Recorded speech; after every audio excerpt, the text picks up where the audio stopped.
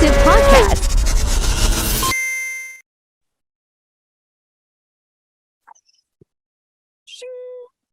Blessings and welcome back to another episode of the Fully Reflective Podcast.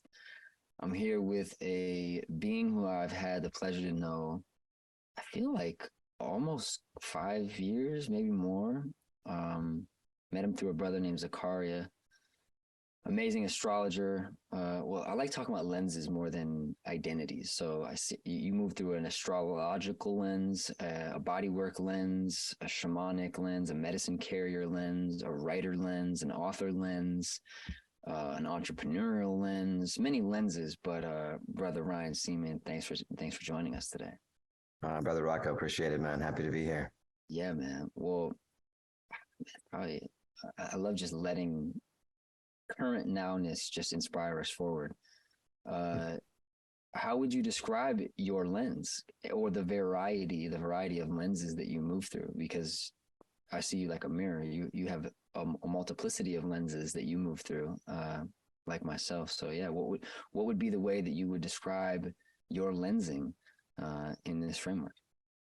Wow, you described my lensing quite well, actually. I think you hit a lot of keynotes for what inspires me, what I feel compelled to learn more about and endeavor to understand and comprehend on as deep a level as I can. So, I guess it's kind of hour to hour, it changes relative to the task at hand and,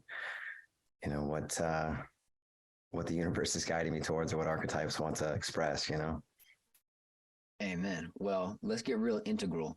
I'd like to have a conversation that utilizes both of our most leading edge lensing. Okay. I love talking about, in whatever way it's accessible to anybody, karma.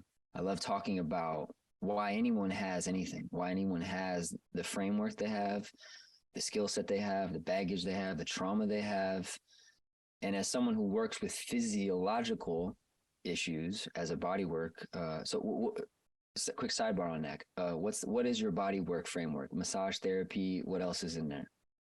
That's certainly the umbrella. Yeah, as someone comes for a session, I call it body work. My teacher is a master with the body. His name's Fred Midtower. He's up in Northern California in Mendocino, and studied with him, apprenticed with him, did years of just really comprehending his unique lens on the physiology, the psychosomatic nature of the body. You mentioned trauma, why we have it. That's an interesting inquiry for sure. Astrology, I believe, lends itself to corresponding with the deeper kind of currents of what informs our life journey, and therefore trauma is of course a part of that. But yeah, I do a deep tissue style body work that also includes the lens of traditional Chinese medicine, and went to Chinese medicine school for a year. So I used that knowledge base and what I studied subsequently through acutonics, which is an application of tuning forks in the place of needles as another modality to facilitate tonification or disbursement of qi. And that's been a big part of how my bodywork practice has evolved, and it's a component of it for sure. Wow, laser beam. So to me, that gets right into the heart of anyone's Akashic record. That is what you just described, the full spectrum, the physiological, the physical basis for anyone's mental, emotional, spiritual, energetic, inherited disposition, which is, I love to simplify the most complex. So what is the Akashic record, or what is the Akashic field? What's the purpose of talking about it? Does it have any utility in a normal person's life? Normal person meaning somebody who's maybe not super initiated into the occult, sciences and stuff. But what you just described to me is the super utility of it, which is how come my dad's got a left shoulder thing and I got a left shoulder thing? How come my uncle has got a mental health issue and I got a mental health issue? Whoever, wherever, whenever, whatever, there's a reason why anything manifests in our life. And I feel like looking at the Akash, the etheric essence for all of us, is the way that we can kind of access gnosis and understanding with it. Nice. I'm curious what you have in your lens around the utility of karma, the utility of being aware of karma, not just as a topic, but I just grabbed the book actually. Sure. I don't know if you know about this book, but Sadhguruji in this book, Karma, great No, I book. don't. Yeah. And it, again, for me, it's kind of a dharma of mine. And I'd love to, I'll baton you that in a second. I'd love to hear just what you feel like your dharma is. But it's a dharma of mine of like, yeah, taking these things that I feel like us, the keepers of different various medicines. Not everybody is called to go to the jungle and get their hands dirty like that. Not everybody's called to those more intense medicines. Not everyone comes from a framework or a culture that they can access it. What is your dharma, and when do you feel like you started to really grip it and understand what it was asking of you? That's a good question. And I'd actually love to hear your response to the same, to be honest. And, yeah. I think over the years, I've evolved enough, at least, to appreciate that Dharma has its own kind of relative moment to moment quality. I could say that I'm here to be a healer, or I'm here to be a writer or a sage. All identifications I'm not inspired to latch onto, but I think in a given moment, those are a few among many archetypes and that we have access to, and it's relative to the moment, relative to the individual we're with and the situation and what's called forth. I was speaking of being in the jungle. I was in a dieta. This was on the big island of Hawaii, but with a Peruvian medicine. And I was reading a book, Catafalque, which is Peter Kingsley's extraordinarily well-researched covering of Carl Jung and his work, and the body of his work on a level I had never experienced it previously. And it's from that lens that I think I kind of shifted what I believe Dharma to be in terms of what I might think is this, like I'm supposed to be something, as opposed to what Jung discovered in his deep inquiry and ongoing study to the moment, he left his body, was that where many Jungian psychologists or people who identify to be Jungian would say that identification with archetype is one of the dangers of the ego and the human experience. And what Jung went to a step deeper in Kingsley's research and understanding was that all of life is archetype, and that the task at hand isn't so much not identifying with one, but being available to all archetypes as they want to express through. And that's the true, I guess, vessel of equanimity, where you're just available for what wants to be, whether it's tantric, whether it's vipassana. If you look at the different traditions that I've endeavored into just to better understand the whole, once I read that, it really just clicked in of, oh, my dharma is completely relevant to where I am, who I'm with, and what the universe is calling forth, without thought, but rather like inspiration. And the last thing I'll say on that is there's this beautiful shadow yoga teacher named Scott Blossom, who lives in the Bay Area, acupuncturist, Ayurvedic practitioner. And I was at a workshop years ago that he was a guest speaker at, and he said something that just was one of those aha moments for me, where he said, consciousness naturally leans towards the Dharma. And when he said it, I have Gemini rising, so I can look at two roads and have a difficult time, choosing, so to speak. But when I pause in that thought stream and just say enough thinking, and then I can feel consciousness leaning in a direction, I can trust that. And that has been a huge kind of key turn for me when indecision has been, a challenge. Wow. Yeah. I see that as the purpose, again, the utility of 0 Point.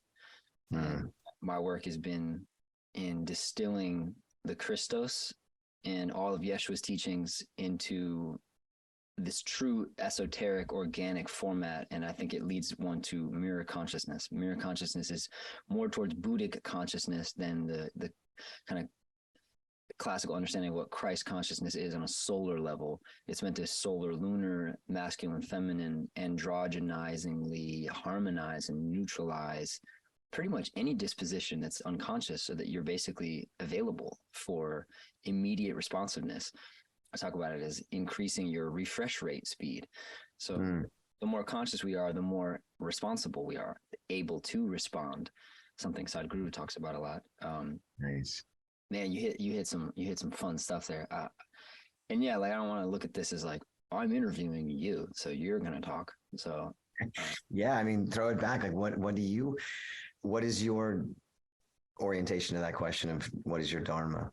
man, and then I want to come back to medicine keeping, your relationship with plants and herbs, fasting, Ayurveda, Tantra. I want to come back to a couple things and Gurja. Okay. But Okay. Got it.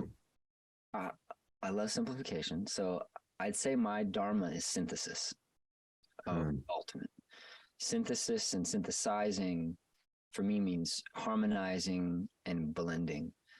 And I first found that, I think, in a guy named Bruce Lee. And he talked about Wu Wei, and in JKD, Jeet Kune Do, talked about the Tao. And the only other person I'd heard talk about that was Wayne Dyer from Michigan as well, like I. And so yeah, harmonizing and simplifying. It's kind of a blanket statement, but my most erect calling is to be of highest valuable, fathomable that I can in this incarnation, which before I had any tangible access to what the real meaning of the word karma meant, I just wanted to be helpful. Like I can't really talk about my calling and not mention my dad, but I watched somebody live what everyone else said was an impossible life. And so by the time I was 19, I started to wake up into this realization that like I had seen what was kind of looked at as like sci-fi, but I'd seen the reality of it. Wow. And I saw what it took. Even in school, I'd have this weird, like my ear would ring kind of thing. And people would be like, "What do you think you are, a rock star?" Well, I'm not a rocket scientist. And I'd always notice the word rock too. And I'm like, why is that in my name? Why is that word in my name? Later than the word Ra is so prevalent. And I'd be like, whoa, why is Ra in my name, this calling? And some past life regression stuff started coming up, and started seeing me in this iteration of various bodies and with my dad. And I looked at it as sometimes we are it, sometimes we're next to it, sometimes we're meant to be it, sometimes we're meant to help another be it, sometimes we're meant to protect it. But I'd say it is the divine, innocent, androgynous, Christic, Sophic, crystalline I am presence. And it manifests in all of us, but some of us get different karmic opportunity that might on the surface level look like for no reason, but I love seeing that deeper reason. So I love getting behind the veil. I love getting behind the curtain. And yeah, bringing forth the most inspiration in this book that has come through me called Moon Theory, How to Miss Out on Nothing, Live Your Most Lit Life, and Remedy FOMO in the digital age. Because I found FOMO is, it's the only pandemic. And I make this thesis statement basically that all suicide, all self-harm, all depression, all misidentification and mental illness is a variation of FOMO. Not just the feeling of missing out, but not just the fear of missing out, but the feeling of missing out, and literally the feeling that you are missing and that something is missing. So that's why this calling to do this podcast, fully reflective. There's all the varieties, there's all the variables, but there's these common denominators that between me and you and a brown person and a purple person and a purple haired person and a male and a female and a young and an old, there's one constant. And that to me in these studies has brought forth, that's the Christos. And the I am presence manifests in all of us through our molecular electromagnetic skeletal structure in a different way, and it implies function. Yeah. which is why nakshastras are so interesting. You know that term? I'm familiar. Yeah. So What's your interested. definition? So I'm clear. I want to make sure we're on the same page. Yeah. Which decan of the lunar cycle your moon is inside of? Oh, wow. Okay. Very different framework. Okay. Got it. Wow, what's yours? Well, when I hear nakshastra, I'm thinking of, and maybe I'm overlaying it with rakshasa, but I'm thinking in Tibetan Buddhism, this demonic quality of, but now that I hear it out loud, I think I just overlaid my initial impression of rakshasa in my head. But nakshastra Ah, is in fact. So tell me more about that. As an astrologer, of course, I'm curious to go further into that. okay, cool. So this for me is going to get us to Gurdjieff. And this to me is going to get us into what I think is also my calling, uh, autism, and an understanding of it and how it relates to the evolution of humanity into bioluminescent functionality out of egoic pain body rigidity. Um, and so the Easternization of the West and the Westernization of the East, to me, is that whole unification of the new Earth cross culturally. Yeah. The indigo ray call, really, to be the new Earth bridge. So the Nagshastras, I only came aware of them through Jyotish, this Eastern style of yogic astrology. I got really curious and primed in Western astrology, found it really helpful and useful. Birthdays, sun sign, moon sign. And then, I started my Raja Yoga teacher training, and Ayurveda and Jyotish were said to be these other limbs, just in the same way that Patanjali is talking about these 8 limbs of the yogic process, that, one by itself is almost like a half-baked idea. It's not yogic isn't this like you do stretches and then you get healthy. It's this full compass, science, system. So Nagshastras are, each sign has, well, in the West, 30 days kind of equally, but every sign has a different amount of days that the moon spends in it, but roughly, okay, I feel like I'm going to start showing how ignorant I am if I keep talking about it. But here's my rough understanding of what the nakshatras are. Yeah. Every 30 days, the moon can be either in the first 10 days, the middle 10 days, or the last 10 days. And where your moon is in that, I think every 2.5 days is a different nakshatra. So a different measurement of where the moon is on which third of the days of each cycle that it could be within each sign. There's these other sub signs basically, and it manifests most predominantly in facial geometry. And it's an implication of the Akash and how the Akash manifests in intelligence that's accessible to that soul. There's a term yogically for your kind of allotted karma, which you don't have access to and can't work with, and then your actual workable karma, which anyone has a inherited, literal, like you're born with one arm, or you're born with a dysfunction of some kind, or but whether that's emotional or biochemical or literally skeletal or whatever, that is karma, that is Akash, that is etheric template manifestation from your biogenetic family, but that's actually not your biogenetic family. It's your psychospiritual incarnation template, which is why you got manifested into a family with these souls, which is for me very interesting to be manifested next to a guy who's quote unquote called celebrity and successful to the degree at which I've had the ability to witness my dad engage in, but he's not from studying nakshastras. He just wants to go hunting and play the guitar. So he's it, but he doesn't have the desire to like study what it is to be it. He's just drunk on being it. So I started looking at like, okay, well, why then would I have the propensity to be it, but also I'm in between. So I have to study what it is to be it. And then also what would allow one to be it and then miss being it. So does that make sense?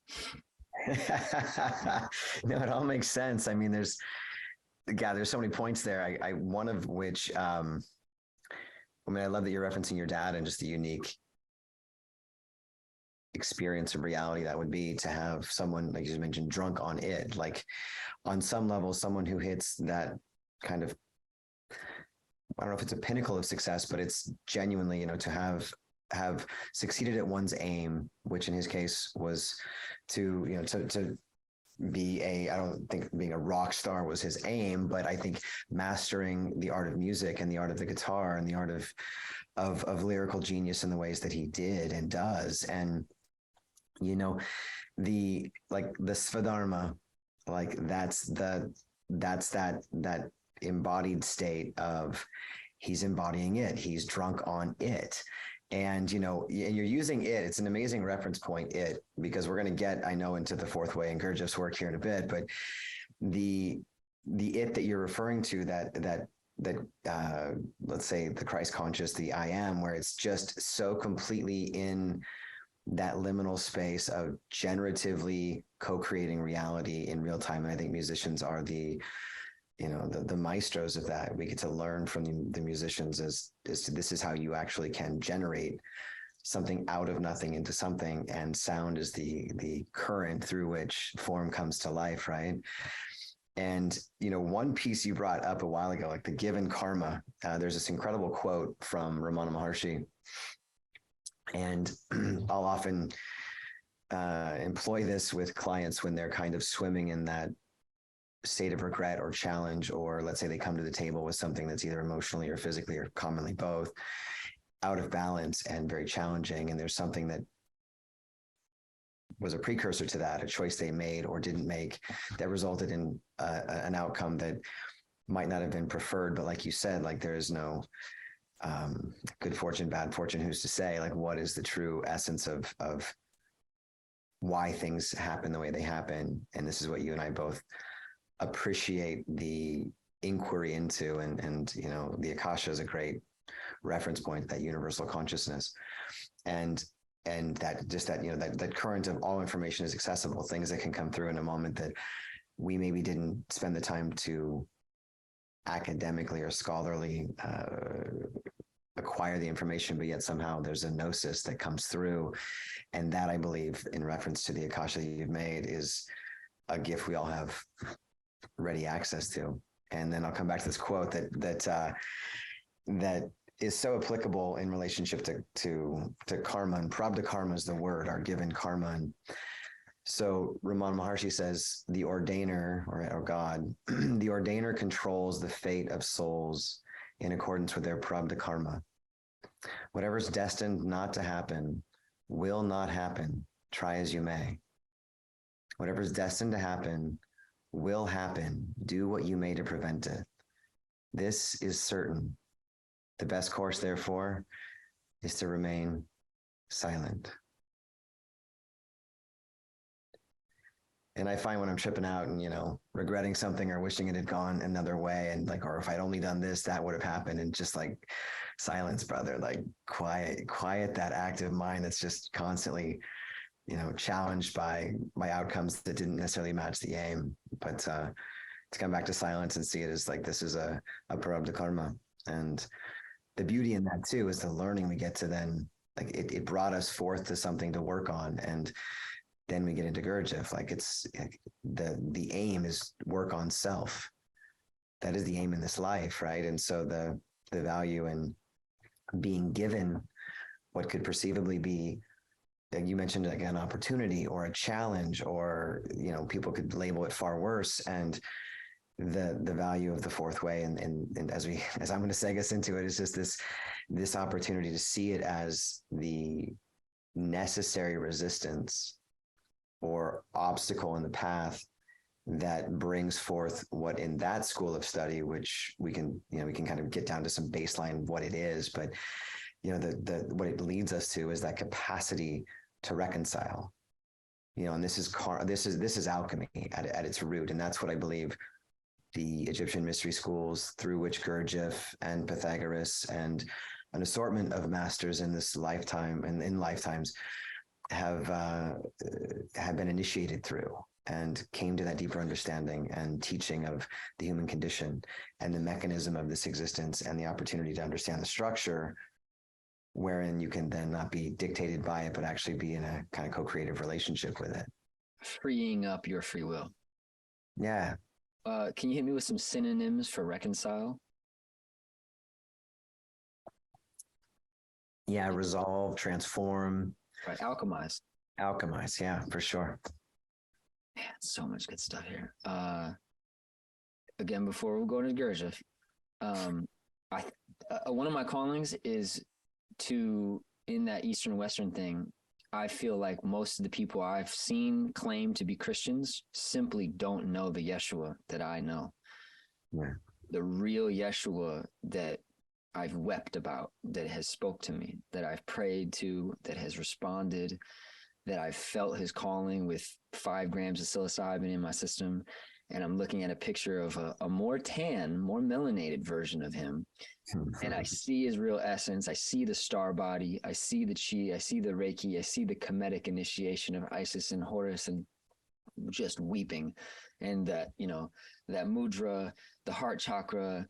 One time I saw in a medicine, I saw Hanuman come out of Yeshua's face. And I saw the whole, the picture of Hanuman ripping open with, is it Krishna and, or no, Rama and Sita and Ram, yeah. Sita and Ram, and he rips it open. The beloved are there. And then I saw Yeshua's face overlap over the beloveds. That is like, I am. This is where I am. I am the beloveds. This is where you marry me. Marry me. Marry me. I was like, oh. I can appreciate that moment, man. Wow. And to me, it's like, I don't gotta believe nothing. I don't need faith about nothing. What do you fucking know? I know. And then I've had my mom, bless her heart, say, I want you to talk to this pastor. And so the past couple of years, she meets pastors, and she'll send them to me, or I'll send me to them. And so I meet these Christian pastors, and she's like, why don't you sit down with them? And I'm not wearing it right now, but I wear the Sadhguru, Shakti, Kundalini, snake ring, copper. I wear a band around my arm. Oh, this is a Bhairavi bracelet. I'm doing a Bhairavi sadhana through Isha right now. Oh, beautiful. I wear Rudrakshas, I wear a Horus template. I wear a Dhyana Linga template. So I'm all like esotericized out. And when I see Horus, I see Yeshua. Then I'm sitting across the table from this pastor. One was in Florida, one was in Texas. She sent me to a couple, and they're like, you got to drop that other stuff, brother. It's of Satan. Man, I was like, what's the word Satan mean to you? Do you know what Saturn is? They're like, what do you mean? I was like, I don't know. I don't know how do we I can't with you, man. I just can't with you. I can't even meet you. But then I end up seeing as this incredible dharma to show this brother who only sees from this, I see it as a completely Roman Catholic indoctrinated lensing, but I see them trying to see it together, the Christos. And so I allow that heart to move through. And I've had beautiful scenarios like that, which we can talk about more sometime, but just see you as an incredible reflection and integration, embodiment, template example of a Western man who found, as Bruce said, relevant pieces, added what's relevant, discarded what's not relevant, added your own unique sauce in service, in purpose, in alignment to the divine. What could be higher? What could be more relevant? What could be a better use of all these tools? So, sidebar there, but yeah. So, okay, perfect. As someone who says that you have dove in, and you made me actually go research it because you mentioned it recently in our text of like, what do you want to talk about? And I was like, Gurdjieff, I know I had recently, I think the most recent, past couple of years, not that recent, heard Jordan Peterson go in on Gurdjieff. And that was his take on that. He's which maybe we should talk about Jordan too, but and Stoicism. And the modern politicalization of the strong divine embodiment of masculinity that is becoming toxically pointed at as toxic. We'll talk about that in a second, maybe. But so you made me go look him up a bit more because I don't think I had touched on him in a while, and I think I'd seen him back in the day. And the Theosophist Society for me was an entrance point when I was like 22. I had seen Blavatsky. Had a really divine interaction with Manly Palmer Hall, and then J. Krishnamurti was one of my first books that I'd ever even heard anything around yogic, Vedantic non-duality kind of pointing, and I just couldn't even read it. I was like, what? Wait, what? Like my brain couldn't even understand, but I felt the presence. But so, and then obviously Rudolf Steiner. I feel like those folks are all quite literally because of the Theosophist Society. And I don't know how much Gurdjieff is actually involved in that. But anyways, Ryan, can you tell us a little bit about this guy named Gurdjieff and what he brought and why it's relevant and why it's with you? Wow. That's a worthy task to endeavor, and I'll do my best to, at least I'll express what I know, what I've experienced, what I've learned. And so George Ivanovich Gurdjieff was a modern day sage of sorts. Alan Watts likes to refer to him as a trickster. Rascal. I heard him rascal. Yeah, rascal is another great word. That's probably more accurate. And the basis of his teachings and his work, like I mentioned earlier, was through the Egyptian mystery schools, the Saramung Brotherhood, which is a secret society that was of both men and women. And I don't know a lot more about the Saramung Brotherhood other than I was part of his history. But what he developed was a school that he called the Fourth Way. And the reason it's called the Fourth Way is that in his studies and understanding, there were three ways to attain enlightenment or to know God, to be so surrendered into one's experience of godliness, let's say. And certainly if he was going to categorize his teachings in any one given religious framework, it would be Gnostic Christianity. So you're in that frame of reference with it in terms of your Gnostic orientation and the Christos and all of that. It's much the same, recognition of what is it to self-remember. And so in his awareness, those other three ways were the way of the heart, the mind, and the body. So the way of the heart would be the devotional path, going into a monastery, the monkhood, the experience of actually removing oneself from the marketplace to go into devotional practice. The way of the mind was the yogi, and to perfect one's capacity to balance the body and every center through consistent, like off in a cave you go and into a practice and a space of developing yourself to that space of quieting the mind through those different postural orientations. Among, like you mentioned, there are multiple arms of yoga, right? And then the way of the body was the fakir, the Sufi, and the ability then to attain that connection through movement, through, a spiral dance, if you will, and the whirling dervishes and so forth. But each of those orders requires man to remove himself from the marketplace. And what Gurdjieff discerned was that if the energy of the West and the wisdom of the East don't come together, it will be to the detriment or the end of mankind. It will lead to our extinction. So he endeavored, therefore, to bring that Eastern wisdom and knowledge into the Western framework of the world, and to bring the fourth way of how one can attain a capacity to be in that same awakened state, or the I am.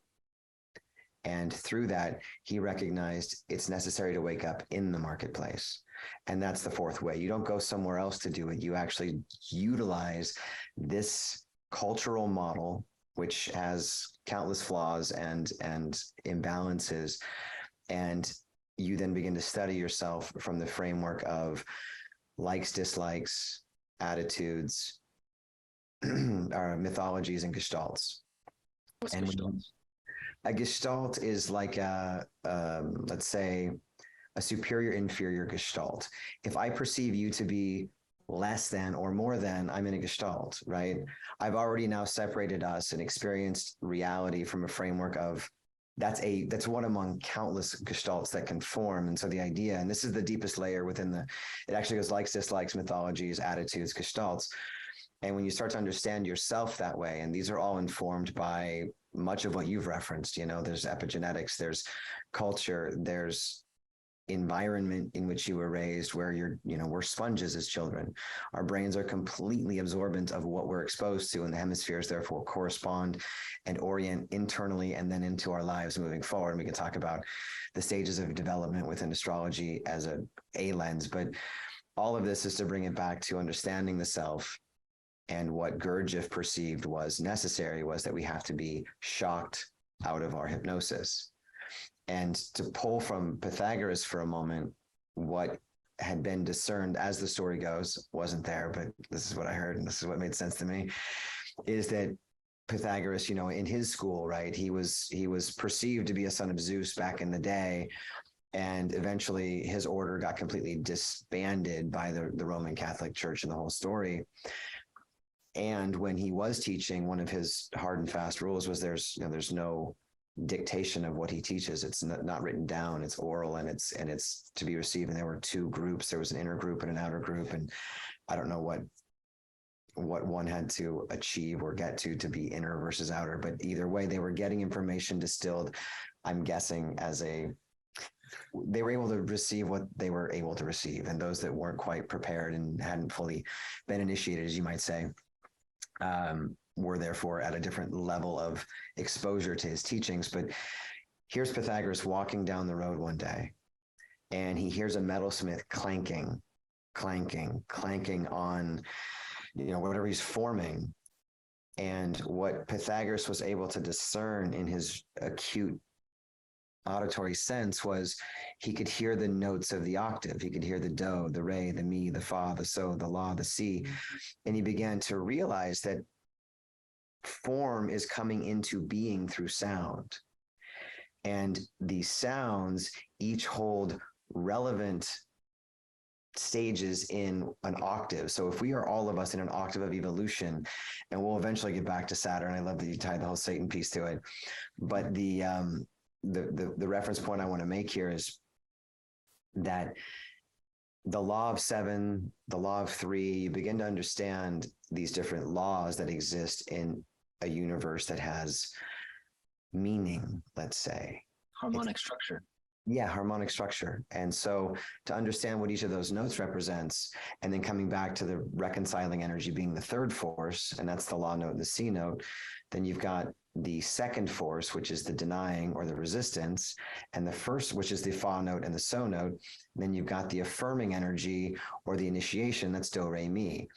And years ago, I had the good fortune to talk to a composer of music and see the overlay of the psychological model with the tones and semitones within the octave of sound. And I couldn't regurgitate now what he said then, but it just made this incredible, like, aha, whoa, this is a system of significance. And Whoa. And anyway, so understanding those notes and understanding, like Gurdjieff said, you need to be shocked out of your hypnosis. And so within the octave, there are two shock points. After the mi note, where you go from affirming to denying. So the mi note and fa note, there's shock one between. And then again, from the second force to the third force, between the so note and the la note, there's a shock three. And I won't get down to breaking all of it down, but the understanding that the octave has a structure, and understanding that resistance is inevitable. Every action has equal and opposite reaction. We're in a three-dimensional reality. This is physics. And then to understand the model and how to correspond with the energy as it arises, so that second force energy doesn't become a deterrent from achieving your aim. And if there's anything to remember through this entire, discourse on esotericism, it's that all you really have to do is remember your aim. If you have a clear and unwavering posture with your aim, then second force becomes the energy you need to get there. And then you welcome it. And then it's not a thing that happened to you, but it's like, second force, more energy, let's go. And then you're in reconciling. And so the key to that whole system is it's a 1-3-2 model where you initiate energy and second force is going to come, but you're so astute in your awareness of self, let's say, No, that second force becomes the fuel that continues you to affirm, and you go from first force to third force. You're already in reconciling. You don't get identified, when your mom yells at you for this or your girlfriend gets upset about that. You don't get caught up. You don't actually identify and contract in relationship to resistance. Now, that's easier said than done by a long shot, especially when you have unresolved trauma. And that's where, the physical practices like a yoga or a body work or any number of physical modalities we can employ to access those little, what my teacher Fred would call miasms, these little points of holding that didn't get expression, and absent either a guided practitioner or breath work or medicine to look where you never imagined something was otherwise inhibiting your freedom to express and energy's freedom to flow. So it's obviously a lot of overlaying pieces here, but hopefully that helps you understand Gurdjieff a little bit. Whoa, let's get some snaps. Wow. Oh my God. I was taking a music theory class one time. Everything you just said is beyond profound. And he was talking about that in scales, and where dissonance comes in is always mathematically like in equal force to the harm. It's all math. It's all math, and it's all electromagnetic ripple reflection. This force will be equal to that force, cause and effect, but on a subtle, nuanced, harmonic manifestation in material world. And then that's also the esoteric meaning of, then God said, let there be light. So it means the source, or Brahma, reverberated electromagnetic is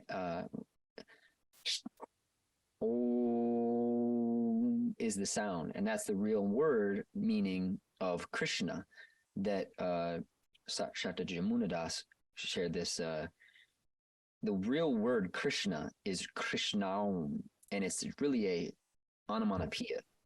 And it's the word that is a sound of Brahma cutting invisible glass barrier from non-manifest to manifest. And it's the sound when I don't have a can, but when you open up a can. Ooh. When you crack a can open, what is that? Wow. And then shout to Brother Hermes.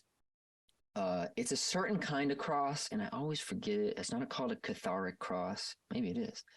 But you know that the thing that Hanuman's always seen holding, and it's like you can hold like this, and it gets like it's kind of a bell shaped on either end of a. It's not a sword. I think I do know. It's not a sword, and it's not a staff, and I'm surprised I don't actually have. Not a dorje. I mean, dorje is more in Buddhism. I don't think it's that either. Oh, right. Yeah, exactly. But then if you have that as a cross, so it's a cross in the middle, but then it's got that bell on kind of either side. So it's a cross, but it's got this very specific ornamentation, kind of like how the top of a fleur-de-lis has. That's like some is a more narrow aspect branching, and then it gets to that one swell, almost like a heart-looking shaped thing. But that's basically at either side of this four-way cross point. And the idea is that then God said, let there be light. So sound created light is the actual cutting of the Akashic dimensional barrier to manifest newness inside of Saturn. Wow.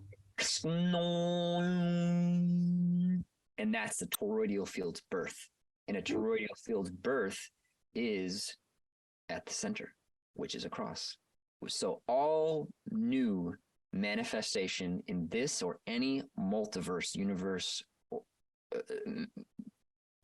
manifested three-dimensional space, starts with a cross. And that cross is light and sound simultaneously, beginning new space. So wow. I heard that and what you said. I also heard man, there's this dope brother in LA that does crazy Pythagorean sound healing. And my dear brother and kind of my curandero maestro, Anthony, studied with him. I forgot that homie's name, but real medicine brother as well. not to put names with certain medicines online, until they get legalized, at least. Right. Which, by the way, I want to tell you about this meeting I just had with Rick Doblin, founder of MAPS. Oh, wow. That's a sidebar. Mm-hmm. Oh man, I'm now just literally seeing for the first time how it's super relevant for us to talk about that. Maybe that's some off-air shit though. Fair enough. Part two. We'll get there. Yeah. Damn, but that connects to this writing thing I wanted to talk to you about as well. And I want to hear what you're working on writing wise, and you got pancake entrepreneurial things. Oh my God. Okay. That's terrestrial. Not yet. Very inspired by how we've never really had super deep drop-ins as brothers, but we've been aware of each other, and you've been an awesome reflection for embodiment, and it feels like this conversation and deepening has been a long time coming. So Sure. Likewise. Thank you. Yeah. Yeah.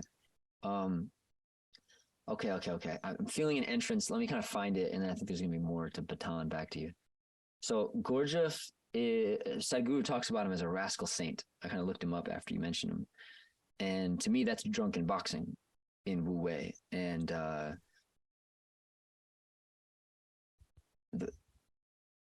the Pythagoras thing. That's the Christ metaphor as well, which is Thor, which is Horus. I'm sure there's other ones.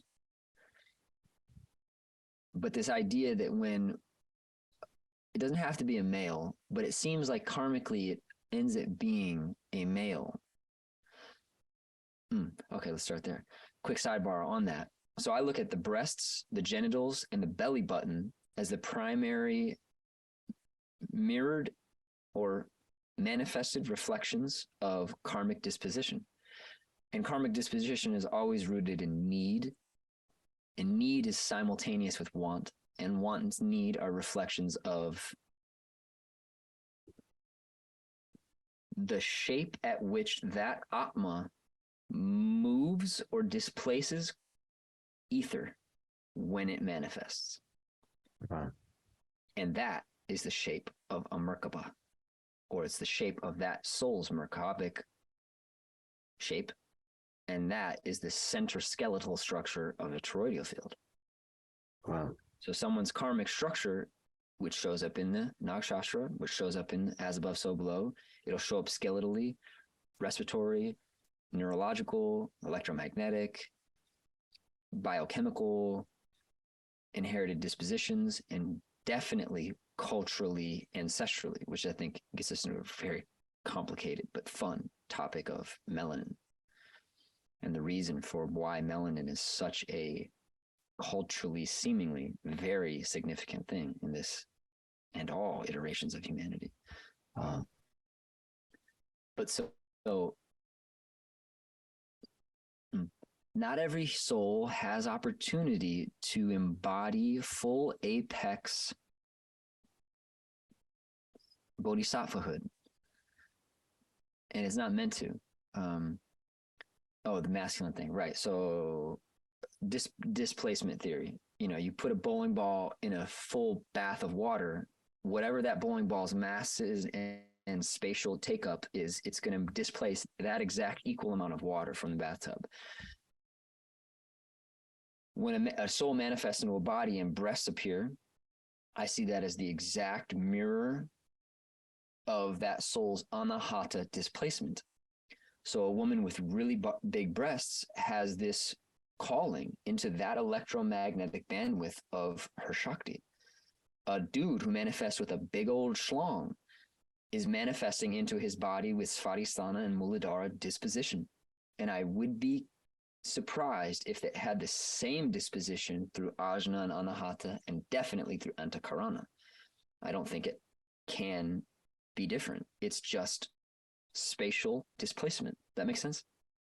What you're saying makes sense. Yeah. I mean, I'm curious, I've never gone down any of these thought streams as far as the corresponding displacement of those chakras energies relative to the physiological proportions of their vessel.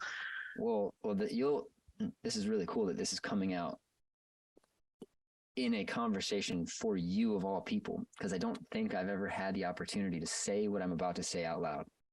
I haven't, actually. maybe to my partner Belle one time. So one time I had a DMT pen and I'm just sipping it, and I'm kind of flirting with in and outness of Rocco.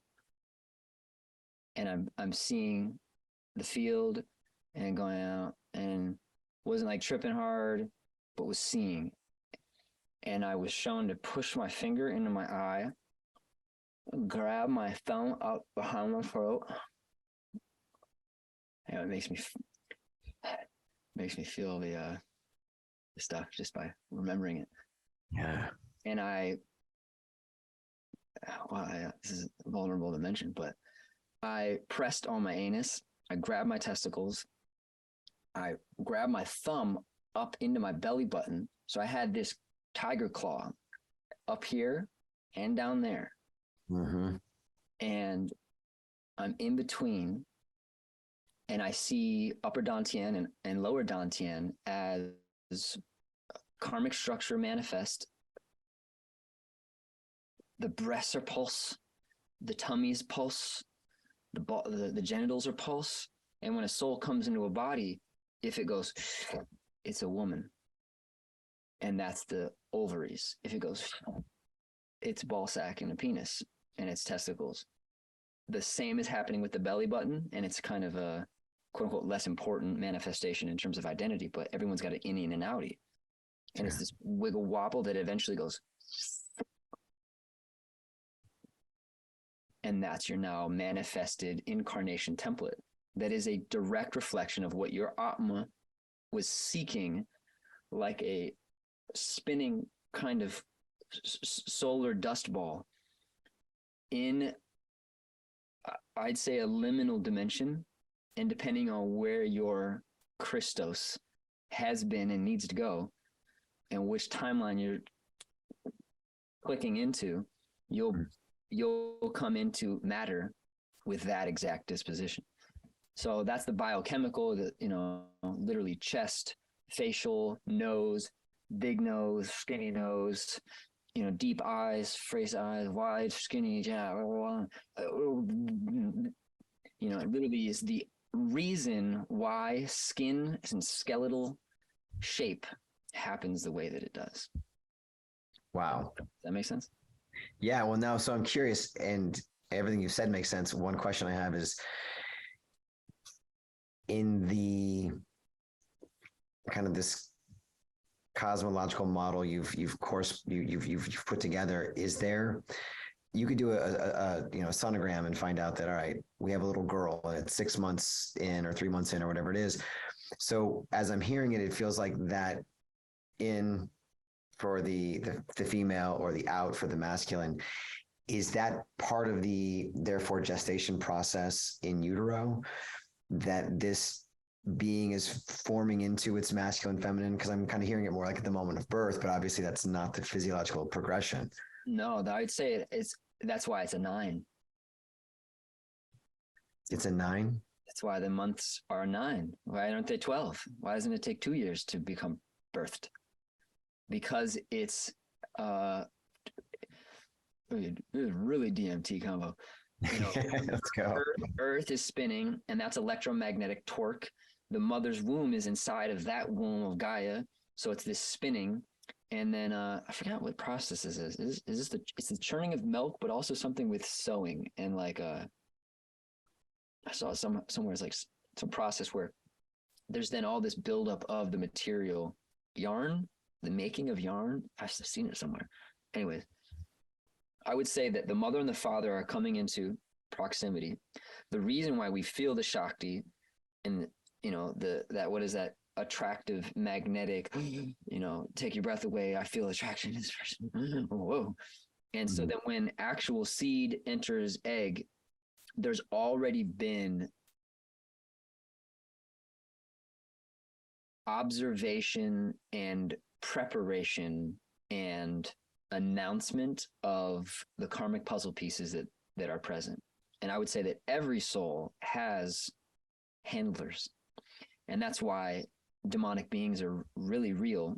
And so are ascended masters, is because, and angelic frequencies, and the Harry Potter depiction of the Dementors couldn't be more accurate. Hmm. Because every soul, as the Christic Sophianic I am electrobiomagnetic bioluminescent effulgence that it is an opportunity for a food source. And this is where the demiurge and the archonic beings are looking to literally harvest these bioluminescent sparks to make their own temple. That's the idea of the fallen world. That's the idea of Lucifer basically being king in Saturn and trying to create a kingdom of its own outside of the Father's house, which is why Yeshua was the ultimate, because there was all this build up to him. We measure time off of the damn dude. You know what I mean? Like, it's 2020. Based on what? One guy. What? But so that's why demonic entities are a real thing to be aware of for whatever reason they are for a person. Because they're trying to feed on that. And if mother and father are coming into union and they create life, there's basically, you got your handlers. Like every soul family has netters that I would say are assigned to them, that they're in ancestral shamanic accordance with. And every family has its own kind of culture of celestial references, like, oh, we're Christian, oh, we're Jewish, oh, we're Buddhist, oh, we're Islam. Every family has a culture, which is why an indigo ray is a bandwidth of consciousness for every family that, as a star seed, seeds new lineage and is meant to be a mirror or Merkabic toroidal 0-point field that says, shut up with the ancestry. Get whatever's relevant. I don't care if it's your ancestry or theirs. Bring whatever's most helpful. Everyone's the I am. Every family is the as above, so below, full reflection of the cosmos in one structure. And so I'd say even before sex happens, angelic guides are already looking at what template of karma is present and what soul is relevant to be inserted into that womb then. And however conscious, whatever density of bandwidth those I am presences are able to access and stay as their baseline conscious waking state, that is the degree at which you'd say it's like a bandwidth of radio field that now the angelic, and it's just the electromagnetic field. You've got to like picture angels helping, like angels in aprons and like scalpel, bring this soul in over here.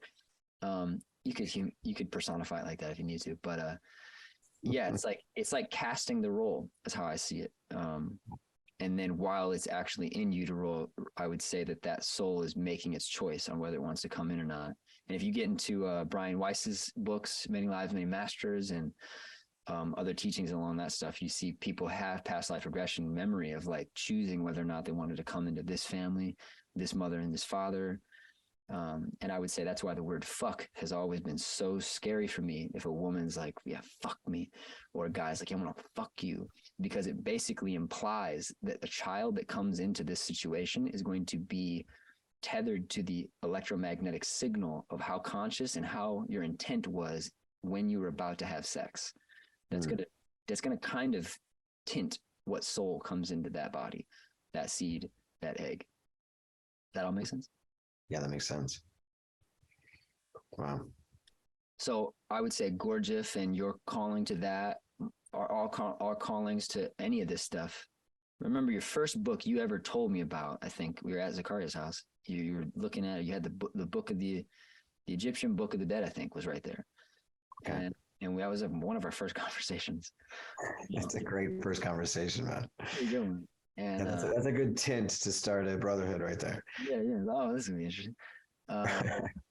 And so, yeah, that calling is to neutralize any negative polarity, so that whatever comes after us, we have cleaned this temple as best we can with the brooms and the mops that are present, or we went and scouted for the best brooms or mops, so that whether or not new life comes through these vessels, we actually cleared electromagnetic field space for ancestry, for future, for nearby proximity, etc. But that's that calling to clean, to sadhana, to purify.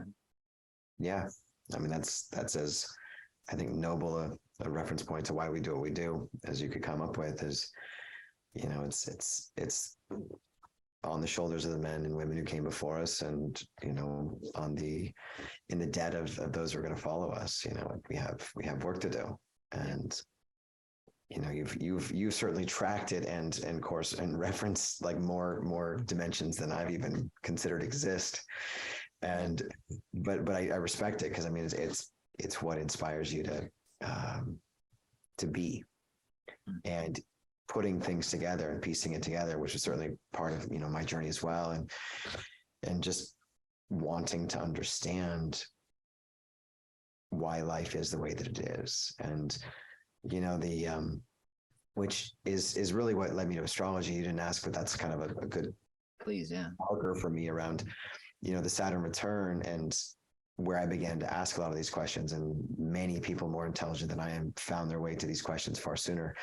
For me, I was an actor in LA, and a working actor at that, and then life just kind of completely imploded in on itself on a level that I can look back at and be eternally grateful for. But the idea here is that what I thought was my dharma, what I was living and breathing and investing into, was so incongruous with my soul, or at least it emerged to be an ego pursuit as opposed to a soul pursuit. And when that occurred, that was the healing arts. But it was astrology that helped me kind of bridge that gap of who I thought I was, and then who I would then endeavor to understand myself to be. What you were designed to be. Right. Exactly. It's a great term for it, really, is designed to be. And that's, that is, for anybody who's, relatively new or not versed in astrology, is it really is about a cosmic design, a blueprint that is established based on planets that are forming aspects to one another, that are angular in their relationships, or back to mathematics, that therefore create corresponding frequencies. And each planet has its own archetypal function, and you begin to see the psyche as this like the program that you run, the program that I run. It'd be fun. We'll have to do this another time. Is let's just read your chart and really dance into your astrology, but in an interview capacity. It was occurring to me while you're talking. I'm like, God, I'm really curious, because I don't know your chart. I don't think I've ever seen it, but I'm of course very interested in, with the level of intellectual prowess and inclination you have. I have my ideas about it, but in general, like, to come back, I mean, I know I created this own segue, but even the netters that you mentioned are overseeing, and the handlers, I look at astrology from that lens. Totally. Wow, that your go-to and your lean and your ask and your prayer is corresponding with these different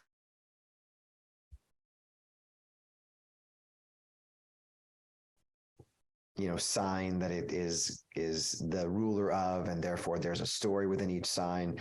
Just to understand the self a little bit better. For me, I didn't know who I was based on my conditioning, based on my own really lack of looking and lack of inquiry up until my Saturn return. I was, I lived a charmed life, and not without trauma, but in general, especially as 20 years of doing body work now, I can hear family constellation stories that are mind bending in their challenge and in their trauma.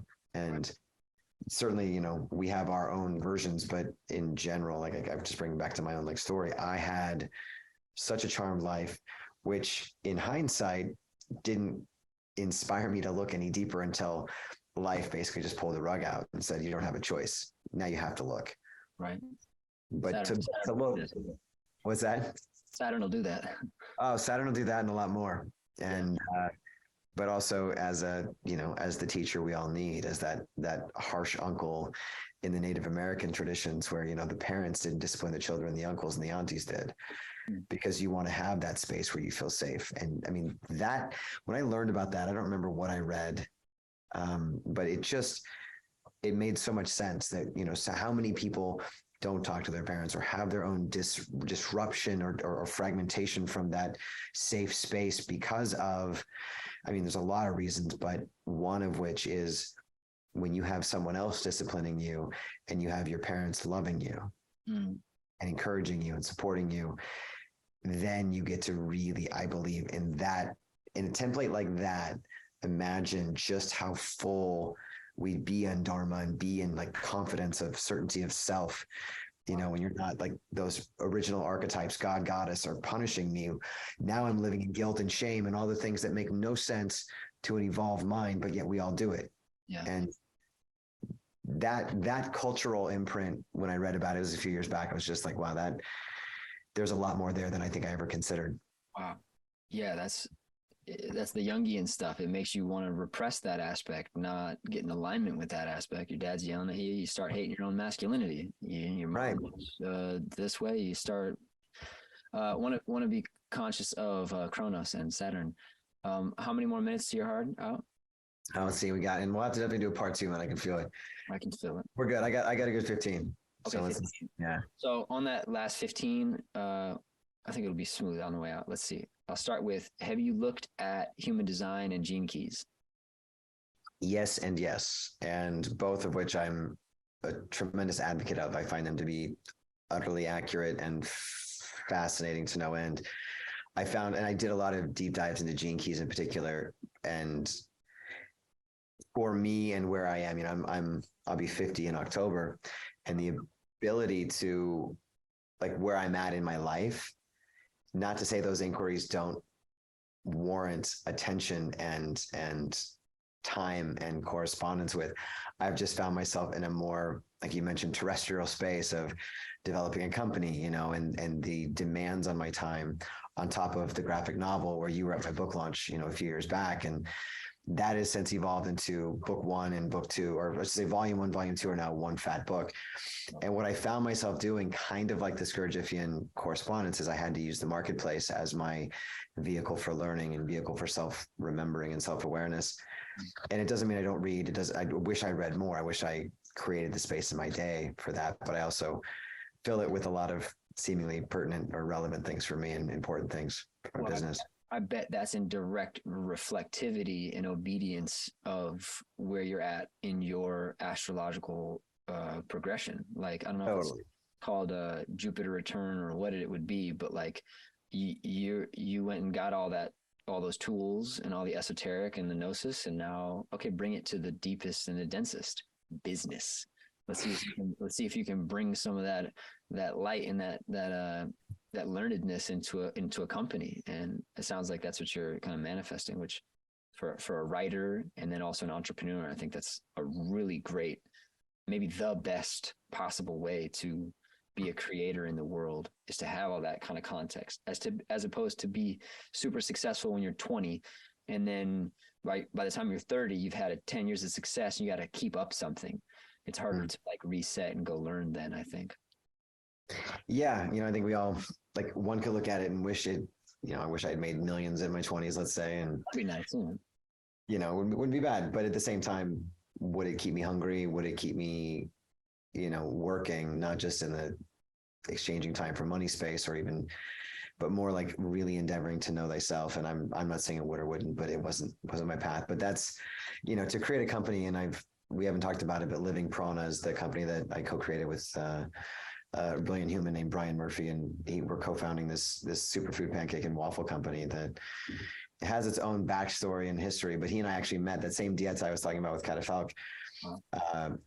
He and I were on that dieta together, and the very synchronous timing of meeting, based on the prayer that I brought in to that dieta. And, we very loosely referenced medicine, but the experience of that as an ally, that as a spirit that is consistently supporting. I don't do a lot of that work at this stage in my life. Not to say that I won't do it again, but it isn't as frequent as it was. It's remarkable to watch when you align yourself, let's say, for example, with the spirit of Bobinsana, which is just it's a non-psychoactive, but a plant that has a lot of heart medicine and has a lot of corresponding feminine energy. And he and I both happen to be dieting that on the same 10-day window. And where we would find ourselves now going in, that wasn't anywhere near our radar of thought of what we would be doing now for a kind of dharmic pursuit.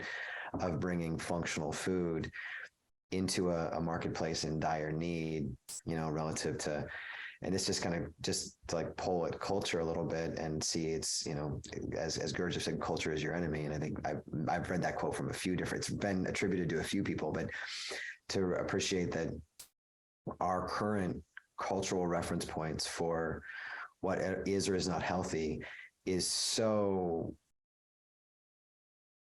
kind of all over the map. We might know because we endeavored into it to understand what adaptogens do, what superfoods do, combinations of functional mushrooms do to support a nervous system, a physiology, pursuit of mental and physical well-being. And to have a culture that does not champion that, does not line the shelves with that, but instead with its opposite. And then we really begin to look at, all right, so we're in samsara. We're in the place where we're here to learn, and to learn, you have to really want it. You have to work for it. Even with the internet now, with respect to the manipulation of our psychology, if I'm not careful, I go down too many rabbit holes and I never get done what I meant to get done when I went on there in the first place, because they have all the bright lights and all the different pop-ups that pull us. And so it becomes this consistent reflection of, let's see, as within, so without. And our ego is consistently looking to pull us anywhere from the I am that is true. And to not only just acknowledge it, but actually annihilate it, going deep into the eyes in ourselves. The doctrine of the many eyes is another frame of reference, where there are eyes in me that want to do this and want to do that. But is that conscious? No. So it's mine to, not correspond not to engage, not to embody that I. And I bring that up because there's a relevant piece of, to stay awake is an extraordinarily challenging task in samsara, but it's the entire reason for being. And so that, but we are not taught that, and we are not encouraged to even consider that. And you can look at modern religions or the pastors you got to sit down with, and do they point people to that, or do they point people to abiding by, if not being obedient to, a system that does not bring third force awareness to the I am in this corresponding co-creative space. And I'm not here to flip the bird at religion as much as see it as much as Frosted Flakes or anything else that presents itself to be something that is quote unquote good for you, but is fraught with ingredients that are unhealthy. And I'll say that about religion without pointing fingers, and just to appreciate that, but it comes back to that Merkabah toroidal field. And I got to send you the new book, by the way, so send me your address, but the toroidal field of coming into the complete reconciliation of all these opposing energies. And so it doesn't matter it doesn't matter what I believe from any past reference point. It has to do with how I correspond with what's arising. And if a pastor or a monk or someone else is presenting energy in a way that might be disagreeable to me, there's my work. There's my work, because samsara is going to express as samsara expresses. I don't need to identify with the rightness versus their wrongness and form a gestalt, right? Or for that matter, prescribe to mythology that says this is the way and that isn't the way, because what do I know about their way relative to their stage in this multiverse incarnation in their evolution? I don't know. I have no idea what their path is. I can respect that they're on it. I can respect that the karma is theirs and what they're creating. Back to the original point of our conversation, or at least the initial point of karma, we are constantly in a relationship with karma. And if I'm wishing what was arising wasn't, then I'm not actually in a state of equanimity. I'm in resistance, or I'm in aversion. And if I'm allowing what's arising to be my opportunity for work, my opportunity for growth, or my opportunity for awakening, then I'm also in a space where I can relate to that in a good way, like the Native American good way, the beauty way. I can meet that for what it is and not wish it to be otherwise, or not even push against it, but more in Aikido. And this is like, we could talk Aikido as well. You talked about, Aikido's been my martial art of choice, but that ability to just simply move with spiral with the ki and not get hooked in and identified and attached and therefore entangled, but rather constantly in that Merkabah space where, wow, nothing can touch you when you're in your center. way. Yeah, we're way. Exactly.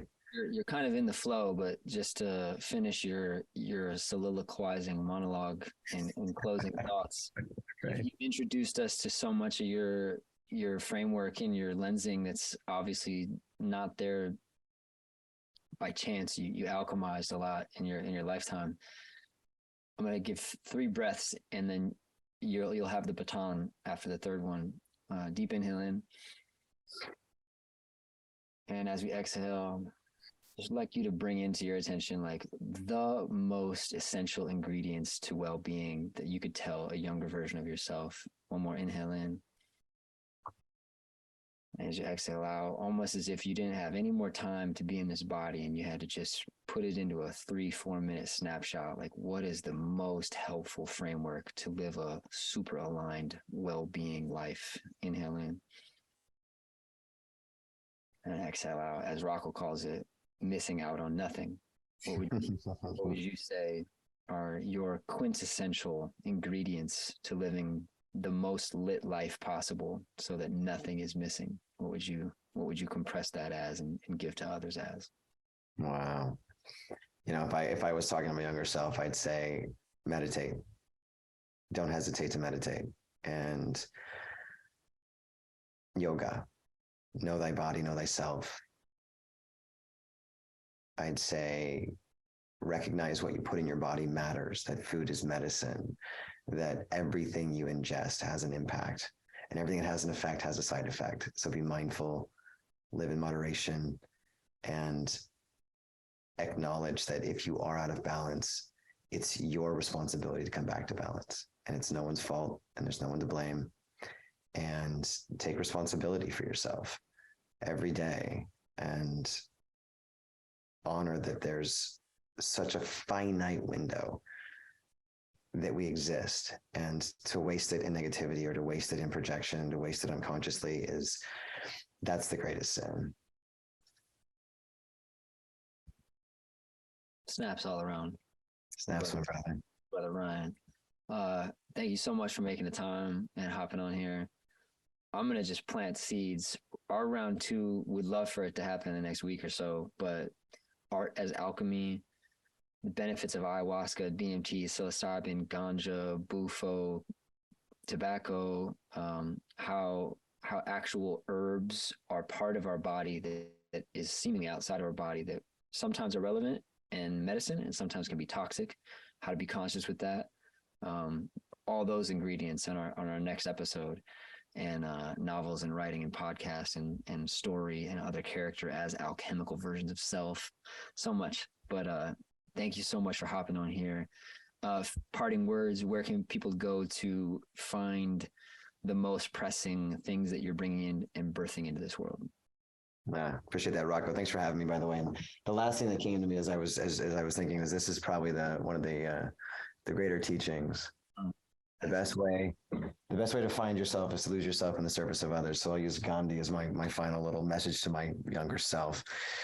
And thank you for that question. Yeah, I've got Instagram is probably an easy way to catch what I'm doing astrologically. I just throw things up there, which is my full name, including my middle name, which is Ryan Scott Seaman, SEAMAN.